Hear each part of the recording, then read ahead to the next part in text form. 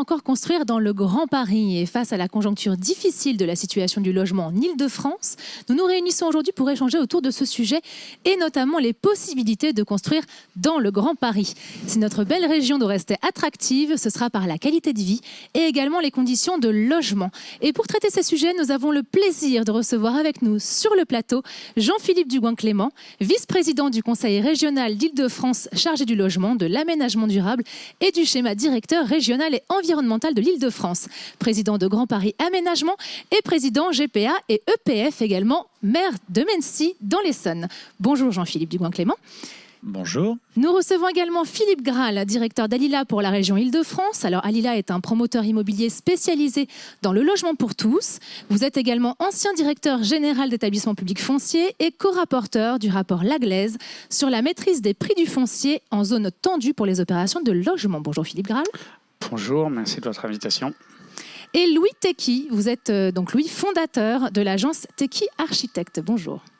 Bonjour. Merci à tous les trois d'être avec nous. Alors, Jean-Philippe, je vais donc en tant que vice-président vous poser cette première question. Peut-on encore construire dans le Grand Paris ? Écoutez, j'espère qu'on peut encore construire dans le Grand Paris. Si on ne peut plus construire, c'est qu'il n'y a plus de Grand Paris. Le Grand Paris, c'était quoi? C'était cette vision portée il y a de cela quelques années déjà, maintenant bientôt 15 ans, par Nicolas Sarkozy, qui était un chantier de restructuration, de développement de la capitale. Alors c'est quelque chose qui peut paraître totalement passéiste quand on est dans un monde où on théorise la décroissance, où il y a une espèce de volonté de ne plus avancer, de ne plus produire, de ne plus faire bouger les choses, mais on voit qu'on est sur une ligne de crête et aujourd'hui, on doit pouvoir continuer à aménager, à construire dans ce Grand Paris. On doit pouvoir le faire tout simplement pour deux raisons. La métropole parisienne, c'est 12 300 000 habitants, c'est la seule métropole de plus de 10 millions d'habitants, c'est-à-dire la seule métropole mondiale de France, c'est la locomotive économique de notre pays. Nous sommes dans un monde de concurrence et si l'Île-de-France n'est plus capable, au travers du projet, du rêve du Grand Paris, eh bien, de garder une attractivité, une marche en avant, il ne faut pas se leurrer, c'est des emplois, c'est l'économie, c'est la richesse à venir qui partira ailleurs. Et puis la deuxième chose, nous devons pouvoir continuer à construire parce que nous sommes dans une région dont la population augmente. Nous sommes dans une région qui chaque année voit 50 000 habitants de plus, qui doit faire face à des contraintes, et c'est une bonne chose, extrêmement renforcée du point de vue de la protection de l'environnement, du point de vue des modalités de bâti, du point de vue de la sobriété foncière, mais c'est une région qui, si elle ne construit pas, ne permettra plus à ses habitants de pouvoir se loger, ou en tout cas de pouvoir se loger dignement. Et alors, quels sont les enjeux aujourd'hui pour faire le Grand Paris du bien vivre ? Bien, le Grand Paris du bien vivre, ça n'est plus ne rien faire. C'est ce que nous expliquent certaines personnes. Ça n'est pas ne rien faire. C'est faire différemment. C'est concevoir la ville comme étant un objet d'ensemble. Vous savez, on a eu pendant quelques décennies tendance à concevoir la ville de manière totalement monolithique, ce qui n'avait jamais existé. On a imaginé des cités uniquement avec de l'habitat. On a aménagé des milliers d'hectares de zones d'activité totalement monolithiques. Et aujourd'hui, l'enjeu qui est celui de l'ensemble des acteurs qui travaillent dans cette région, eh bien, c'est de reconstruire de la ville de manière complète, de reconstruire de la ville qui puisse apporter à la fois habitat, services publics, travail. C'est de ramener une Île-de-France beaucoup moins mono-auto-centrée sur Paris. C'est avoir une Île-de-France où on puisse proposer ce que la ville de Paris appelle sous la théorie de ville du quart d'heure, eh bien, une région où on puisse être beaucoup plus proche des services publics et de son travail, quel que soit son lieu de vie, c'est une région beaucoup plus polycentrique. Et puis au-delà de ça, je vous disais qu'on est dans un monde de concurrence. Les éléments qui font que des habitants, des entreprises vont choisir de venir s'installer dans une région du monde plutôt que dans une autre, c'est aussi les éléments de qualité de vie. Comment est-ce qu'on repense un urbanisme différemment? Comment est-ce qu'on lutte contre la pollution, qu'elle soit sonore ou qu'elle soit pollution de l'air? Comment est-ce qu'on développe, et nous portons des outils extrêmement ambitieux là-dessus, sur la région Île-de-France avec Valérie Pécresse, comment est-ce qu'on développe de la renaturation, de la désimperméabilisation, comment est-ce qu'on essaye aussi, comment est-ce qu'on assume aussi d'expliquer que dans une région qui est en croissance et qui continuera à être en croissance, eh bien, on va être obligé de repenser la ville sur elle-même, de réaménager des friches qui aujourd'hui sont inutilisées, parfois de construire de manière un peu plus dense aussi. C'est aussi un courage politique de la part des élus nationaux et locaux à avoir. Et alors Philippe Grahl, donc Alila se positionne en tant qu'acteur majeur de la construction du logement social pour tous. Peut-on encore construire dans le Grand Paris malgré tout l'arsenal présent en région parisienne ?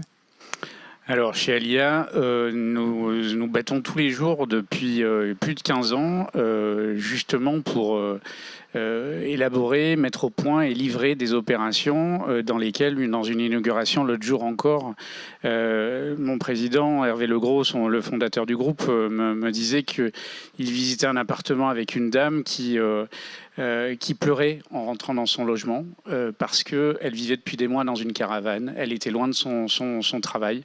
Et c'est ça, vous voyez, qui nous mobilise et au service du rêve du Grand Paris dont vient de parler Monsieur le Vice-président. C'est un savoir-faire où on essaie juste de regarder le contexte qu'on a, où on a tous les grands outils majeurs qui existent, qui nous sont enviés dans le monde entier. Au sein du Grand Paris et où on essaie en tant que professionnel de la construction de construire vite, beau, agréable à vivre et bien situé, bien inséré dans le tissu urbain, en reconstruction de la ville sur la ville, dans le diffus. Et c'est ça où on commence à être vraiment très très très très inquiet parce que la situation nous paraît ultra dramatique parce que tous ces outils justement qui nous sont enviés dans le monde entier, eh bien en fait ils commencent à étouffer le processus productif et très sérieusement, et ça devient très très grave. Et là il faut absolument alors qu'à Paris on a été capable d'inventer tout un tas de processus pour la reconstruction de Notre-Dame, pour les JO. Anne-Sophie Grave, ce matin, en parlait avec des propositions. Mon président va prendre la parole en début de semaine prochaine également pour faire des propositions. Vous voyez, c'est des choses, on est capable de faire plein de choses pour les JO, pour le Grand Paris. Jean-François Monteil, ce matin, parlait de la Société du Grand Paris aussi, de toute l'efficacité qu'on arrive à mobiliser en France. Et c'est extraordinaire de construire un tel réseau de métro. Le sujet, c'est que les prix flambent. Le foncier est complètement vermoulu par les spéculations et on a tout un tas de règles où justement avec les architectes chez Alila, on essaie de mettre au point des projets pour travailler aussi finement avec les maires pour essayer ça, mais c'est un combat au quotidien et c'est un combat de hussards de la République, j'ai envie de dire. C'est ce que mon président nous impulse tous les jours et là ça devient vraiment quelque chose où on souhaiterait vraiment aller plus loin maintenant. Et donc Louis Tequi, en tant qu'architecte, vous, de votre vision de cabinet d'architecte, vous êtes plusieurs, comment construit-on aujourd'hui dans le Grand Paris ? Alors comment on construit aujourd'hui dans le Grand Paris ? D'abord, les situations, elles sont multiples et elles sont dans des possibilités gigantesques. Il n'y a pas une façon de raconter la façon dont on construit dans le Grand Paris. À l'agence, on est effectivement 15 architectes, on travaille sur des projets assez variés. Et effectivement, on est confronté un petit peu plus en aval de la chaîne à ces difficultés de saturation du foncier, de concurrence exacerbée entre les promoteurs qui font que le coût d'achat du foncier vient dévorer le reste de la valeur à donner au logement, la qualité de la construction, la qualité des usages, la générosité des surfaces qu'on souhaite, nous, architectes, en lien avec nos partenaires, donner aux futurs habitants. Et on se retrouve parfois dans des projets tendus, où les marges de manœuvre sont très faibles, où on est parfois un peu frustré de la réalisation finale par rapport à ce qu'on avait pu imaginer au départ. Mais je crois qu'effectivement, la situation est telle aujourd'hui, la concurrence et la saturation sont telles que pour continuer à rêver ce projet du Grand Paris, pour continuer à accompagner cette croissance nécessaire et qui pour autant doit nécessairement changer, c'est-à-dire qu'on n'est plus dans la croissance des 30 glorieuses, de quelque chose qui est sans limite, où on est conscient des limites de l'énergie, des matériaux. Et aujourd'hui, finalement, construire dans le Grand Paris, ce serait peut-être aussi comment rénover dans le Grand Paris, comment transformer dans le Grand Paris, et comment finalement produire des espaces de qualité, des espaces de vie d'abord pour les familles, parce que c'est l'élément le plus crucial, c'est le lieu de l'éducation, de l'intimité, c'est ça qui nous permet à tous ensuite de nous épanouir dans nos vies professionnelles, dans nos vies d'écoliers, d'étudiants. Donc le logement, mais aussi les lieux de vie, les lieux de travail, les lieux de détente, et cet enjeu effectivement de retrouver des vraies proximités, de retrouver des mixités. Et tout ça doit passer par une complexité probablement accrue des projets, avec des mixités verticales, des superpositions de programmes, la capacité des élus et des promoteurs à envisager la densité et la complexité que nous, architectes, on souhaite pouvoir accompagner et développer au service de la qualité de vie de ce grand projet de développement du Grand Paris. Et alors, peut-on encore construire du logement social beau avec des prix de sortie abordables pour tous? Question difficile. Question évidemment difficile. Alors, vous savez, le premier projet qu'on a fait à l'agence, c'était un projet ambitieux à l'époque. C'était Borloo qui était ministre du Logement. Ça s'appelait les maisons à 100 000 euros.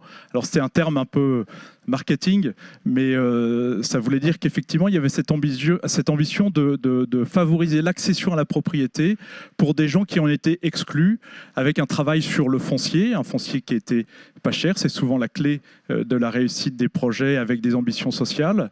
Et puis, une économie de la construction qui était nécessairement un peu rigoureuse.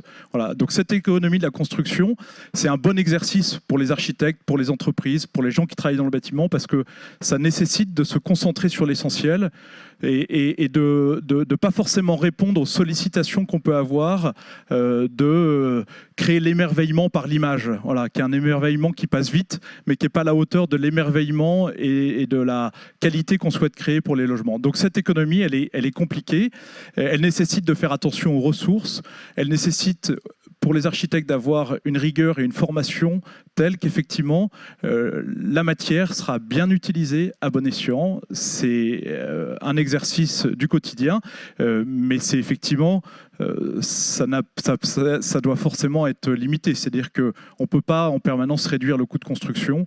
La construction, elle est nécessairement coûteuse et elle a beaucoup de conséquences sur la chaîne sociale. C'est-à-dire que le coût de construction qui est réduit, ça veut dire des chaînes de sous-traitance qui peuvent être très ennuyeuses, arriver en bout de chaîne. Ça veut dire négliger la formation des compagnons qui vont travailler sur les... Donc il y a au contraire, je crois, nécessité à revaloriser le coût de la construction pour revaloriser toute cette chaîne de métiers qui permet de créer une économie qui est localisée. Un maçon, il est forcément sur place, le béton, il ne vient pas du bout du monde.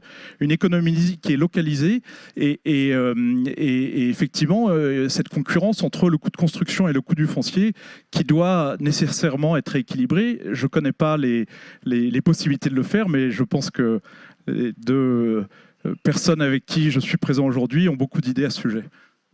Philippe Graal, vous souhaitez intervenir sur cette question ? Moi, j'appuierai sur le sujet que en fait, une opération immobilière, c'est aussi pour nos concitoyens qui nous écoutent, c'est quelques postes tout simples dans une addition que n'importe quel élève de CM2 serait capable de faire. Vous avez le prix du foncier, vous avez quelques coûts, il y a les honoraires de l'architecte qui est l'inventeur, il y a les coûts de construction, comme on vient de le dire, qui sont, on paye les entreprises pour construire, et puis il y a quelques sujets complémentaires qui viennent en supplément. Mais ce qui est fondamental, si vous voulez, c'est au final, si le foncier coûte cher, eh bien l'opération va coûter plus cher. Donc, soit c'est les accédants qui vont pas pouvoir acheter leur immeuble parce qu'il sera trop cher en coût de revient. Et comme il y a une crise du crédit qui s'annonce, enfin, elle est déjà bien partie depuis 1 an et demi, on en pèse quand même massivement les conséquences actuellement. Eh bien, en fait, tout est très lié. Et surtout, Alors que, bon, en France, on a quand même la chance d'avoir de très belles écoles d'architecture. On a des gens qui savent inventer, travailler, qui souvent participent à la rédaction de PLU aux côtés des élus, avec des urbanistes. Je veux dire, honnêtement, on a des compétences et les constructeurs, nous, chez Alila, par exemple, on sait déterminer des opérations qui peuvent tenir dans un environnement urbain, on sait travailler avec les riverains. Et tout un tas de partenaires. Mais la difficulté, c'est qu'au final, on a des opérations on ne peut pas jeter à la poubelle à chaque fois quand on travaille le plan d'un architecte parce que c'est trop haut, parce que ça prend trop de place, parce que il manque une place, il y a des places de parking en trop, des choses comme ça, où il n'y en a pas assez. Bien, du coup, on jette des logements à la poubelle à chaque fois. L'image, elle est très simple. C'est vraiment ça. Et le quotidien d'un promoteur, le quotidien d'un constructeur, le quotidien d'un architecte, c'est travailler dans un institut comme ça. Et la difficulté, c'est que jeter ces logements à la poubelle, c'est dramatique parce qu'en fait, ils sont dans tous les documents qui existent et qui stabilisent notre droit. C'est le PLU, qui est un plan local d'urbanisme, c'est un PLH avec des objectifs de logement. Et au final, en fait, alors que l'État a travaillé avec les collectivités à déterminer tout un tas d'excellents dispositifs pour donner de la visibilité aux acteurs et tout cela, à chaque fois, du coup, on essaie de couper au scalpel, tel un chirurgien, où on va jeter des bouts de logement, je suis désolé d'être sordide peut-être, mais à la poubelle. Et pendant ce temps-là, du coup, c'est des ménages qui ne peuvent pas se loger. C'est la dame qui pleure, qui rentre dans son logement, qui va rester dans sa caravane. C'est la dame qui, j'en ai une encore, je suis désolé, c'est très terre à terre, mais qui, parce qu'elle a trouvé un logement plus près de son boulot, elle va gagner 1 heure de plus par jour avec ses enfants. Je pourrais dire un monsieur d'ailleurs aussi, parce que le monsieur a tout à fait le droit de garder ses enfants aussi. Mais vous voyez, c'est ça. Et donc, peut-on encore construire dans le Grand Paris ? Je pense qu'on est au bout d'une vraie réflexion. Il y a quelque chose, c'est là peut-être où on peut enchaîner là-dessus, parce que c'est un super rêve. Monsieur le Président tout à l'heure l'a rappelé, c'est un super rêve. On a plein d'outils exceptionnels, on a plein de grands professionnels partout. Et le sujet, c'est comment est-ce qu'on rebondit maintenant, parce que est-ce que c'est peut-être la deuxième phase du rêve, monsieur le vice-président ? J'en sais rien. Et alors justement, Jean-Philippe, comment la région, à travers les outils qu'elle préside, peut offrir des moyens et mobilise les outils de l'État ? En fait, sur ce sujet, c'est vraiment un travail d'agglomération de tous dans un monde qui est institutionnellement d'une complexité absolument folle, avec des compétences partagées qui, pour le coup, ne facilitent pas, quand vous avez 4, 5, 6 opérateurs publics différents, la sortie des projets. La région va avoir un certain nombre d'outils directs. C'est le SDRIF, le schéma directeur de la région Île-de-France, c'est-à-dire les règles d'aménagement dont nous avons lancé la révision, non pas pour gélifier la région, mais pour tenir compte de l'urgence environnementale, pour aller beaucoup plus loin sur les logiques de lutte contre l'extension urbaine, de lutter contre la production de carbone intrafrancilienne au travers des normes que nous voulons renforcer par rapport à la construction du bâti, par rapport au transport, par rapport à l'industrie, une région que nous voulons plus circulaire également. Donc c'est le cadre juridique qui va s'imposer au bloc communal, commune et intercommunalité, et d'une certaine manière normer ce qui peut être construit ou ce qui ne l'est pas. Donc ça, c'est un document cadre essentiel qui date de 2013 dans notre région, que nous révisons avec pour objectif d'adopter le nouveau SDRIF environnemental à horizon de l'été de 2024. Ensuite, c'est toute une série de politiques publiques incitatives, parce que la région n'a pas le pouvoir de contrainte, mais a des pouvoirs d'inciter, d'essayer de trouver les moyens d'avoir une économie de sortie au travers de la politique des quartiers innovants écologiques. Nous finançons les communes ou les aménageurs pour la réalisation d'équipements publics lorsque de nouveaux quartiers sont développés. C'est un plan friche que nous avions créé avant même celui de l'État, qui est doté aujourd'hui d'une 20aine de millions d'euros par an. On sera un peu plus de 20 millions d'euros de consommation cette année. Au fond, pourquoi ces outils ? Parce que le coût de la construction augmente. L'acte de bâtir devient de plus en plus cher, et l'un des sujets qui se posent dans des régions en tension comme l'Île-de-France, c'est qu'il y ait des gens qui puissent encore acheter pour y vivre, qu'on ne soit pas uniquement dans un marché d'investisseurs. On est déjà dans un des pays de l'OCDE qui avons les plus faibles taux de propriétaires. Et si on ne veut pas augmenter, aggraver ce facteur-là, il faut qu'il y ait des prix de construction qui soient sortables. Quand vous avez un foncier qui a tendance à augmenter, des coûts de construction qui, du fait de normes vertueuses, augmente et que vous travaillez sur des terrains qui sont déjà pollués ou qui doivent faire l'objet de démolition, ça coûte plus cher. C'est pour ça qu'on met des fonds, au travers de fonds friches notamment, pour essayer de trouver un équilibre de sortie de projet.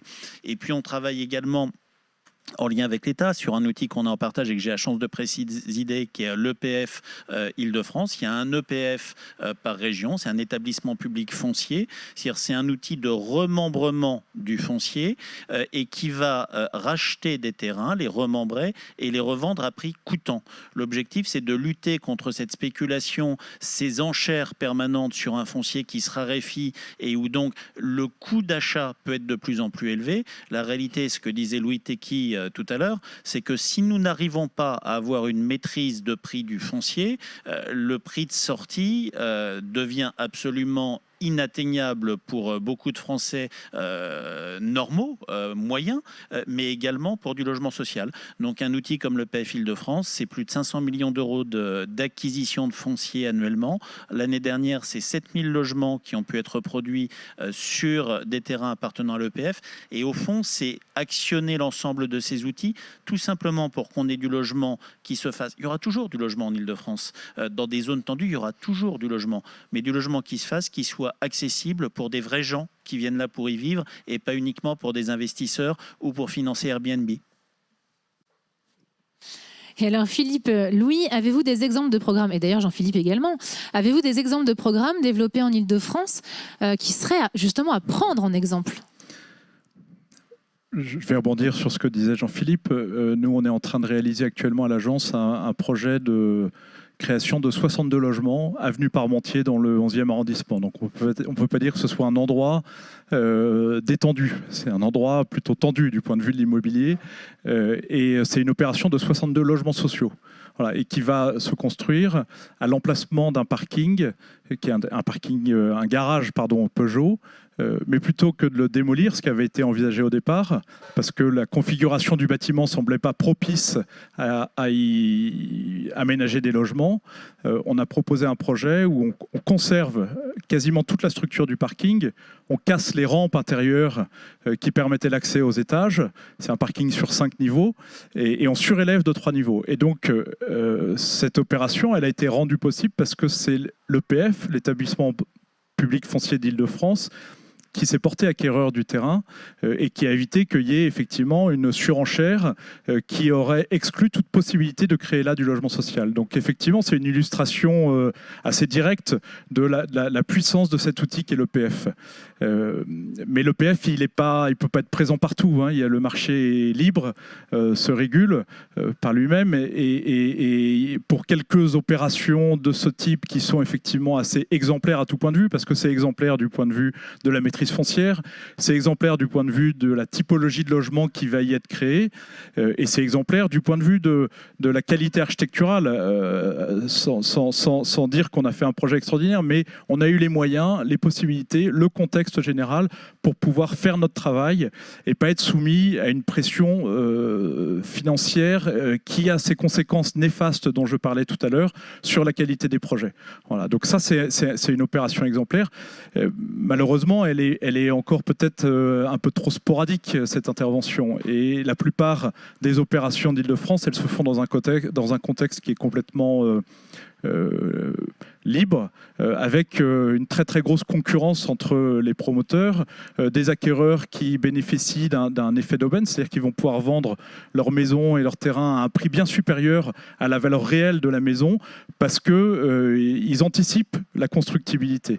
Et ça, c'est un phénomène qu'on observe dans toute l'Île-de-France et qui complexifie largement la réalisation des opérations et la qualité des opérations, sans parler de bien d'autres sujets. Il y a ensuite effectivement, aujourd'hui en Île-de-France, mais comme partout en France, une tolérance de plus en plus réduite des riverains, une certaine forme d'individualisme qui consiste à dire j'ai mon terrain, j'ai mon logement, je suis là et j'ai pas envie qu'il y ait un immeuble qui se construise à côté de chez moi parce que le chantier va me gêner, parce que la hauteur de l'immeuble va apporter ombre sur mon terrain et je vais tout faire pour que ça ne se fasse pas par voie de recours, etc. Donc il est quasiment pas de projet aujourd'hui en Île-de-France où après une autorisation de permis de construire délivrée par le maire, ce qui est aussi un sujet parce que parfois des maires qui n'ont pas très envie que certaines opérations se fassent vis-à-vis de des riverains de l'opération. Donc, quand bien même le permis a été délivré, on a ensuite des recours. Donc les opérations non seulement sont délicates à monter, mais se font dans un temps de plus en plus long, qui fragilise et qui empêche cette fluidité nécessaire à ce projet du Grand Paris. Moi, j'ajouterais juste très rapidement le fait que je suis très heureux d'être à vos côtés, Monsieur le Président, aujourd'hui, parce que je crois que c'est aussi une belle illustration de ce qu'on peut faire tous ensemble aussi, le public, le privé. On peut faire de la réhabilitation, on peut faire reconstruire la ville sur la ville, on peut recycler du foncier. Du foncier, il y en a plein en Île-de-France. Il faut arrêter de dire qu'il y a une pénurie de foncier, tout ça. C'est juste une question de fluidité.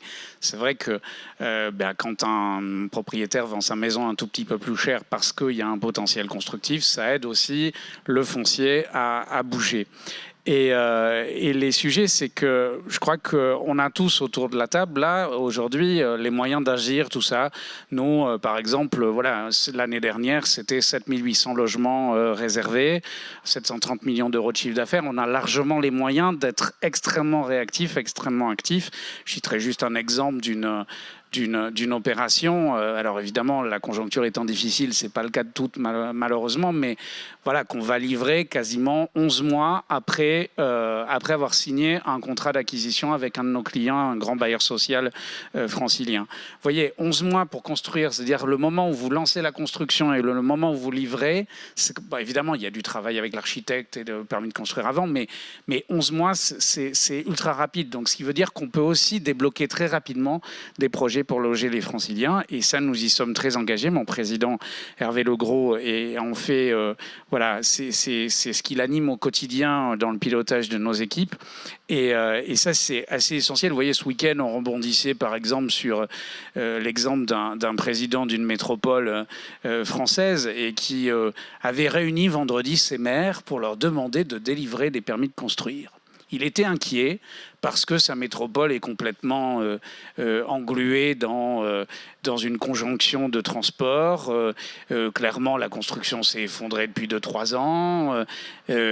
Pourtant, c'est une métropole ultra attractive. Donc tout ça, voilà, le président a réuni ses maires pour leur demander de délivrer des permis qui soient conformes au PLU. Enfin, vous voyez, c'est juste quelque chose où ça en dit long quand même sur le sujet où en fait, on a un PLU, on a des propriétaires qui savent le lire, on a des maires et des services qui l'ont élaboré, qui l'ont voté, et puis derrière, en fait, manifestement, les permis ne sortent pas dans cette métropole-là, et c'est quand même un peu vitrifiant. Voilà. En tout cas, c'est tout ce que je voulais ajouter là-dessus.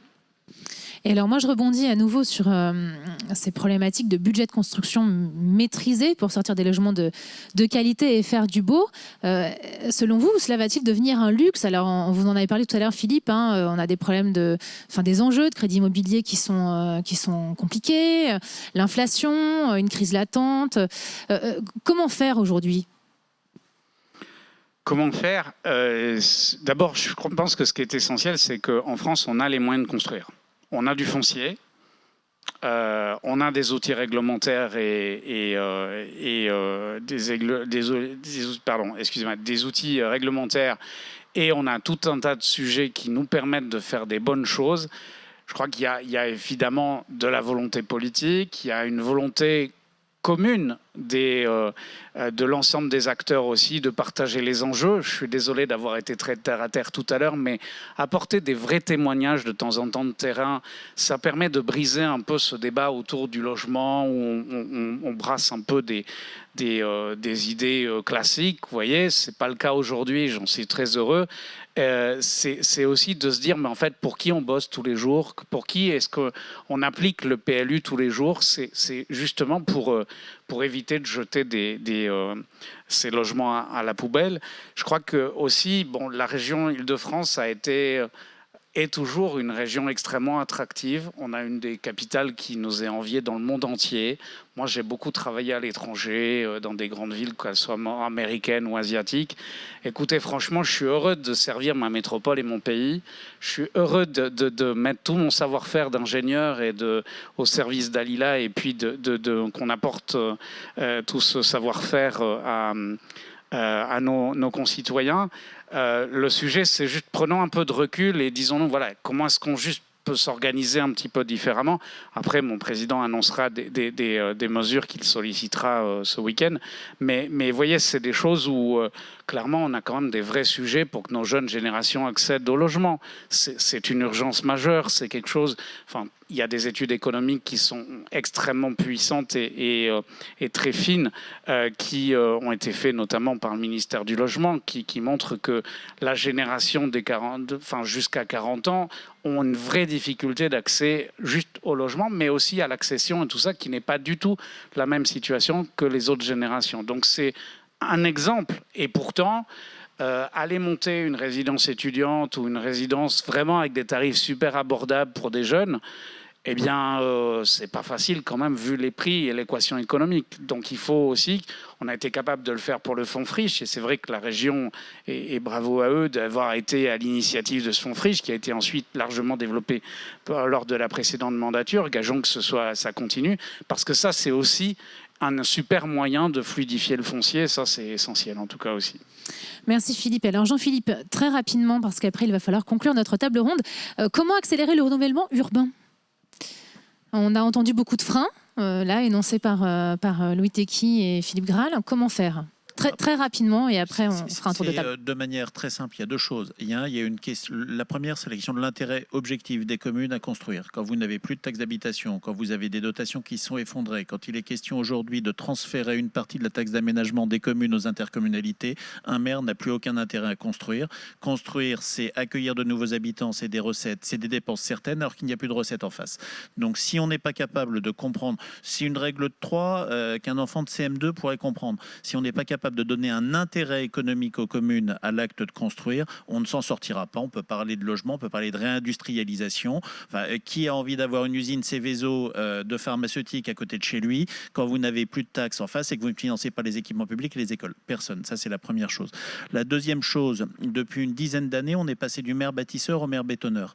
Nous avons collectivement, tous ceux qui souhaitent aménager la commune, pouvoir public, investisseurs privés, bailleurs sociaux, perdu la bataille de la communication. Un maire qui construit aujourd'hui est un bétonneur, c'est quasiment quelqu'un d'écocide qui contribue à détruire la planète. La réalité, c'est qu'un maire qui ne construit pas, un maire qui bloque le système, c'est quelqu'un qui contribue à faire que des travailleurs pauvres dorment dans leur voiture.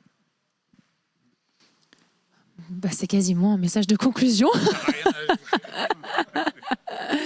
Bon, alors si en une petite phrase, Louis, donc peut-on encore construire dans le Grand Paris ?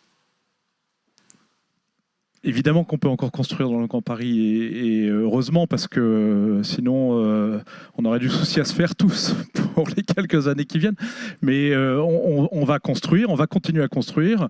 On va, par la connaissance qu'on peut avoir des problématiques qui nous animent les uns les autres, réussir à trouver des solutions qui permettent de construire différemment, de mieux construire, de construire à plus faible coût, de construire de meilleure qualité, de construire du beau. Alors le beau, c'est très subjectif, hein, donc il va falloir parler, mais il faudrait plus qu'une demi-heure pour définir cette notion-là. Mais construire beau quand même. En tout cas, on a tous envie que ce soit beau, et puis on a la chance d'être dans un pays où on a un patrimoine bâti magnifique qui nous inspire, qui nous dit ce que peut être le beau. Donc construire beau, construire efficace, construire généreux, et évidemment continuer à faire de notre mieux ce qu'on peut faire au quotidien. Merci Louis-Philippe. Très rapidement, parce qu'on a... Écoutez, oui, moi je crois qu'on peut encore construire, même si on avait envie de répondre non, parce que honnêtement c'est extrêmement complexe et c'est épuisant parfois, parce que nos équipes travaillent beaucoup et perdent un temps infini sur des choses qui devraient pourtant être très simples.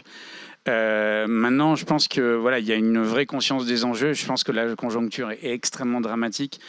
Donc, en tout cas, chez Alila, on espère que le message parviendra très haut et que également le gouvernement pourra prendre des mesures pour simplifier tout ça. Et encore une fois, si on est capable de le faire sur des grands projets rassembleurs franciliens comme le métro du Grand Paris, comme les JO, comme Notre-Dame, eh ben, je suis persuadé qu'on peut faire quelque chose pour le logement des Parisiens et des Franciliens en tout cas.